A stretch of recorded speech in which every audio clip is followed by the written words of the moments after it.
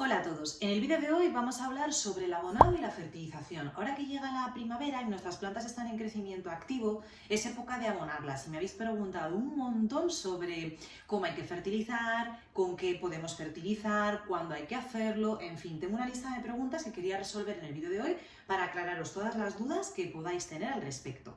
Así que si os parece, vamos allá con el vídeo y vamos a ir respondiendo pregunta a pregunta.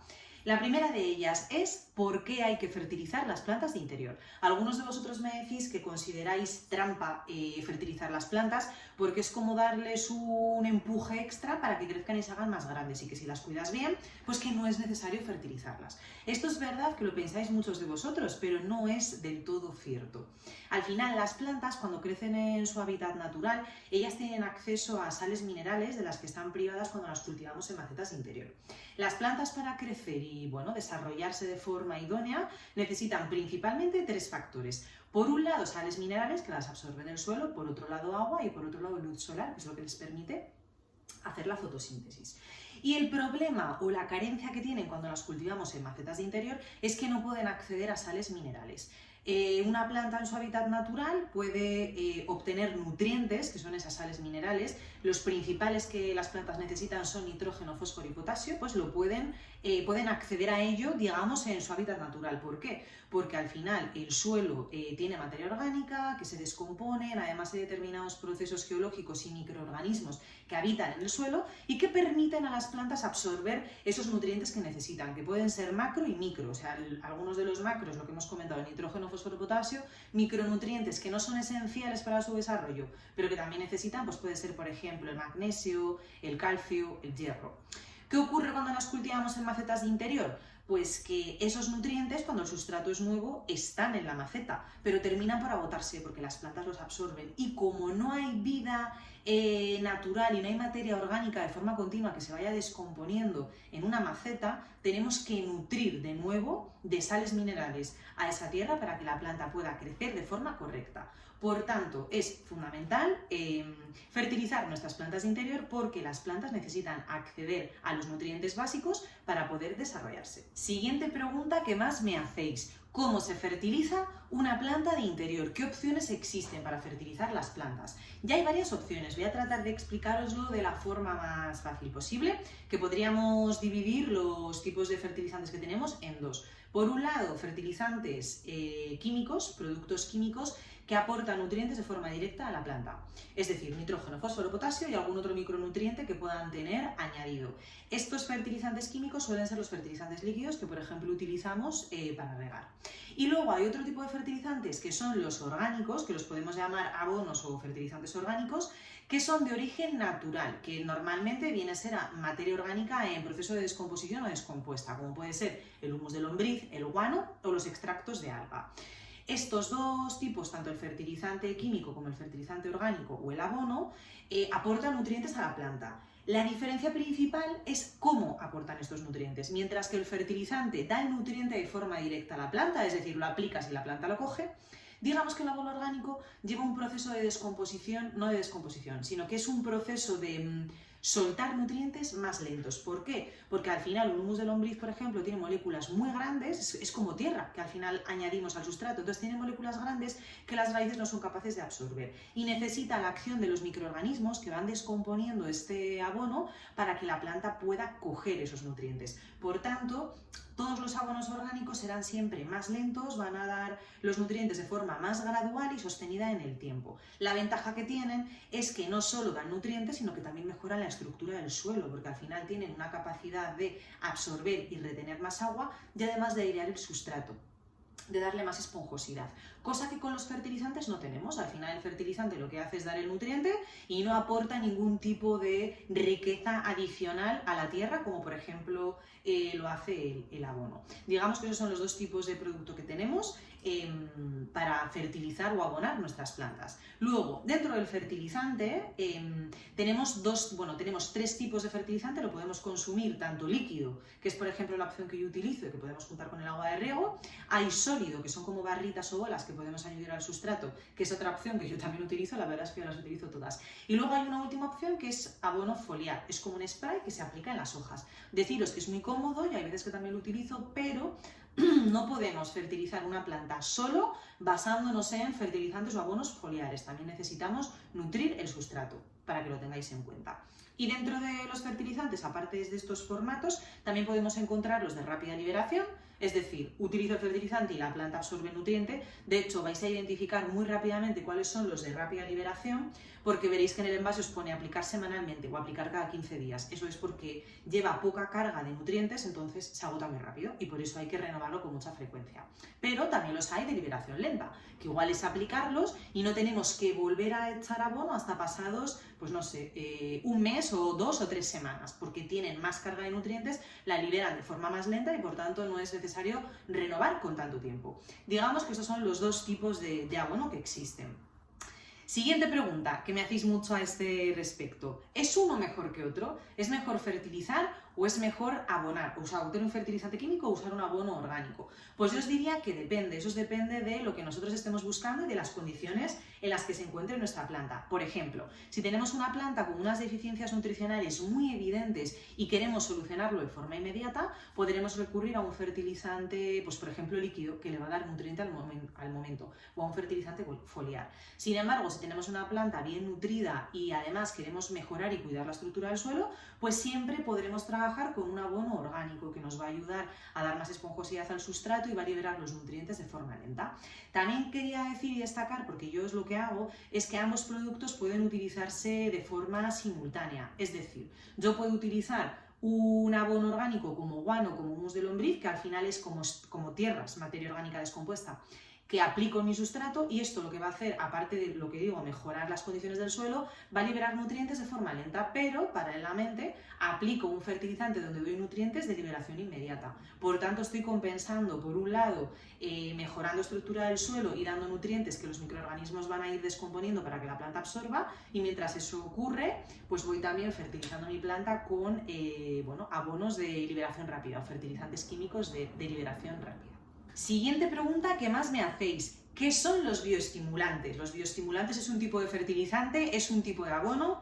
La respuesta es no, no es ninguno. El bioestimulante es otro tipo de producto. Para mí, la diferenciación más fácil entre abono o fertilizante y bioestimulante es que el abono y el fertilizante aportan nutrientes a la planta, es decir, tiene carga de nutrientes que la planta puede absorber. Sin embargo, el bioestimulante no. El bioestimulante, digamos que es un producto que nos ayuda a fortalecer y a mejorar las condiciones de la planta, pero en ningún caso las nutre.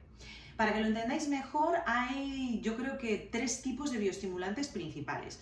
Por un lado tenemos microorganismos. Digamos que los microorganismos son hongos y bacterias beneficiosas que ayudan a las raíces de las plantas, les ayudan, por ejemplo, a mejorar la absorción de nutrientes para que puedan captar más, les ayudan a retener más agua para que estén siempre húmedas y además las fortalecen para que puedan enfrentarse a patógenos o a estrés ambiental de una forma más adecuada y más como sólida, más fuerte, que si no tuviesen esa ayuda. También hay hongos que forman parte de estos microorganismos, son hongos micorríficos que entran en relaciones de simbiosis con las raíces y les ayudan, por ejemplo, a fijar nitrógeno para que lo puedan absorber, que es un nutriente esencial para las plantas y que no siempre pueden absorberlo con facilidad. Por tanto, estos hongos ayudan a que puedan absorberlo y las plantas lo que hacen es, por su parte, darle pues, agua o otro tipo de sales minerales al hongo que no puede conseguir si no es con su ayuda. Por tanto, es una forma, digamos, en las que tienen un mutuo beneficio.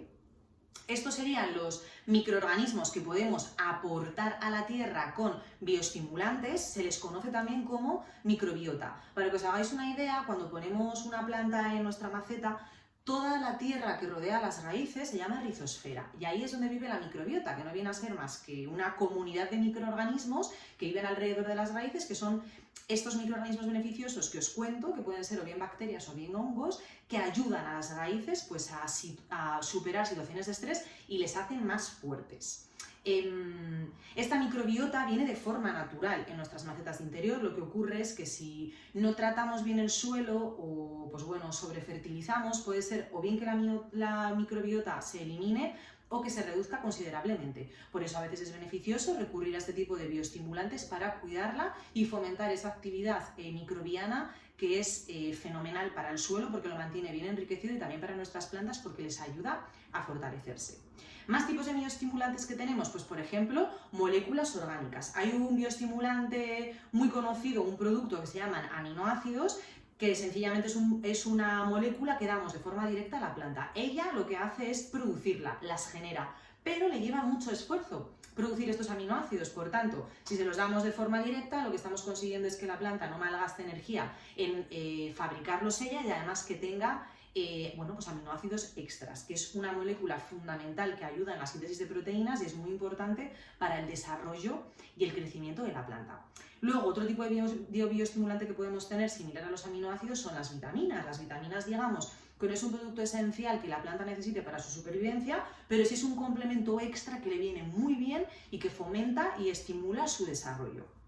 Y por último, otro tipo de bioestimulante, o podríamos catalogarlo dentro de los bioestimulantes básicamente, son las hormonas. Hay determinadas hormonas que pueden aplicarse en las plantas, pues bien hormonas de crecimiento u hormonas de enraizamiento, que al final ayudan a las plantas o potencian, digamos, la reproducción celular de las plantas. Por tanto, hay algunas hormonas, por ejemplo, como las auxinas o las citoquininas que se venden y que se pueden aplicar pues en los nudos o en las raíces de las plantas para fomentar crecimiento. Ellas tienen la capacidad de poder generar raíz o de poder generar nuevos brotes, pero por el motivo que sea no tienen la suficiente cantidad de hormonas para llevar a cabo ese crecimiento y por tanto aplicándoselo podemos conseguir que lo lleve a cabo. Y básicamente digamos que estos son, o este es el resumen de los bioestimulantes. Otra de las preguntas que me hacéis es ¿cómo fertilizo a las plantas que tengo en cultivo hidropónico o directamente en agua? Pues la respuesta básicamente es igual que lo haces o igual que fertilizas tus plantas en maceta y en tierra. Bueno, no exactamente igual, hay algún tipo de matiz, pero básicamente hay que tener en cuenta, como decíamos, que las plantas necesitan acceder a sales minerales que están en el sustrato. Sin embargo, cuando cultivamos una planta en agua, no puede acceder a esas sales porque no están en el agua y no tenemos tierra para que las puedan absorber. Por tanto, en el cultivo hidropónico o el cultivo en agua de nuestras plantas, es todavía más relevante realizar un buen abonado y una buena fertilización. ¿Qué es lo que tenéis que hacer? Pues sencillamente utilizar los fertilizantes que tienen nitrógeno, fósforo y potasio, fertilizantes básicos para la nutrición de nuestras plantas, los vamos a utilizar en nuestras plantas de cultivo hidropónico. Vamos a utilizar un fertilizante líquido que es soluble en el agua de riego y es así como lo vamos a aplicar. ¿Qué hay que tener en cuenta y dónde está el punto diferencial? Pues que cuando nosotros regamos una planta interior en maceta, en tierra, dejamos que el agua drene, el agua cae. Sin embargo, en función o depende de la maceta de autorriego que estéis utilizando en vuestros sistemas hidropónicos, puede ser que esa maceta tenga un depósito de agua donde el agua no drena, sino que queda acumulada en un fondo que está en contacto con las raíces. Si esa es la situación en la que tenéis vuestras plantas que estáis cultivando en agua, tenéis que espaciar mucho más el abonado o el proceso de fertilización. ¿Por qué? Porque si fertilizamos de forma regular cada 15 días, lo que estamos haciendo es acumular sales minerales, un exceso de fertilizante en el agua y en las raíces de la planta, porque no está drenando, se queda ahí acumulado. Por tanto, es importante que o bien espaciemos más la fertilización en un cultivo hidropónico de lo que haríamos en un cultivo en maceta normal con tierra, o que vaciemos el depósito y limpiemos un poquito la maceta que tenemos con el sustrato mineral o la maceta de agua para rebajar ese exceso de sales que puedan acumularse. Digamos que esto es el único requisito que hay que tener en cuenta a la hora de hacer la fertilización en nuestros cultivos hidropónicos. Y otra pregunta que también me hacéis es, ¿y bioestimulantes? ¿Puedo utilizar bioestimulantes como microbiota en plantas que cultivo en agua? Y la respuesta también es sí. Es verdad que podéis pensar que igual la microbiota o estos microorganismos se mueren al no tener tierra, pero lo cierto es que pueden sobrevivir tanto en el agua como en las raíces de la planta. Estos microorganismos se establecen en las raíces de la planta y le pueden ayudar a absorber mejor los nutrientes y de nuevo a enfrentarse a patógenos que puedan ser no beneficiosos para ella. Por tanto, sí podéis probar también bioestimulantes como la microbiota en vuestras plantas cultivadas en agua. Última pregunta. ¿Tengo que fertilizar durante todo el año? ¿Solo hay que fertilizar en primavera? ¿Corto la fertilización en invierno? Pues aquí, como siempre digo, cada maestrillo tiene su librillo, pero mi opinión es que debemos de fertilizar durante todo el año, teniendo algunos matices en cuenta. Es verdad que durante la primavera y el verano nuestras plantas entran en una etapa de crecimiento activo. Hace más calor y por tanto absorben más agua, y al absorber más agua también absorben más sales minerales que están en el sustrato. Por lo tanto, tendremos que estar recargando ese sustrato de forma más recurrente para que no tengan una ausencia o una carencia de nutrientes básicos. Por tanto, todos tenemos claro que durante la primavera y el verano hay que abonar bastante. ¿Qué pasa en el invierno? Pues que hace más frío, las plantas crecen más lento y también absorben menos agua. Por tanto, es lógico pensar que van a necesitar menos nutrientes, porque no absorben tanto agua y no están creciendo tanto. Por lo que haremos será fertilizar con menos frecuencia, pero que fertilicemos menos no quiere decir que cortemos la fertilización. Hay que tener en cuenta que el abonado también tiene una parte importante que no es solo nutrir la planta, sino también mejorar la estructura del suelo. Por tanto, mi consejo es que en las épocas de otoño e invierno recurramos a abonos orgánicos como guano, humus de lombriz o extracto de algas, que es como una especie de tierra, materia orgánica que añadimos a nuestro sustrato, y aparte de mejorar las condiciones del suelo, hacerlo más aireado, más esponjoso, incrementar la retención de agua y facilitar la absorción de nutrientes, lo que va a hacer también va a ser nutrir a nuestra planta de forma gradual, de forma sostenida en el tiempo y muy equilibrada, sin en ningún caso sobrefertilizar, porque no sé si lo he dicho a lo largo del vídeo o no, pero hay un punto importante y es que el abono orgánico nunca sobrefertiliza. Sin embargo, con el fertilizante químico, con los productos químicos, sí podemos sobrefertilizar a nuestras plantas. El abono orgánico, como humus de lombriz o guano, en ningún caso va a sobrefertilizar porque apliquemos mucho en nuestra planta, porque al final es un proceso en el que los microorganismos tienen que descomponer las moléculas o los nutrientes para que las plantas puedan absorberlos. Por tanto, no va a producirse una quemazón, ¿no? Un exceso de, pues de aplicación de producto. Por lo que yo en el otoño y el invierno me apoyo en abonos orgánicos. E igual, una vez cada 2 meses puedo dar puedo regar con fertilizante de liberación lenta también para nutrir un poco más y complementar lo que estoy consiguiendo con mis abonos orgánicos.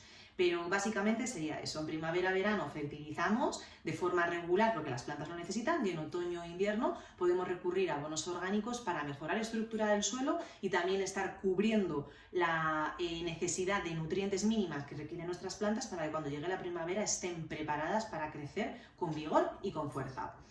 Y nada, eso ha sido todo por el vídeo de hoy. Espero que os haya resultado interesante. Si tenéis cualquier otra duda relacionada con abonos, fertilizantes, bioestimulantes, lo que sea, que me haya dejado fuera del vídeo y que no haya respondido, dejadmelo en comentarios, y si son muchas las dudas que tenéis, podemos hacer una segunda parte pues resolviendo todas estas preguntas que han quedado en el tintero. Muchas gracias por ver el vídeo, como siempre, y nos vemos en el próximo.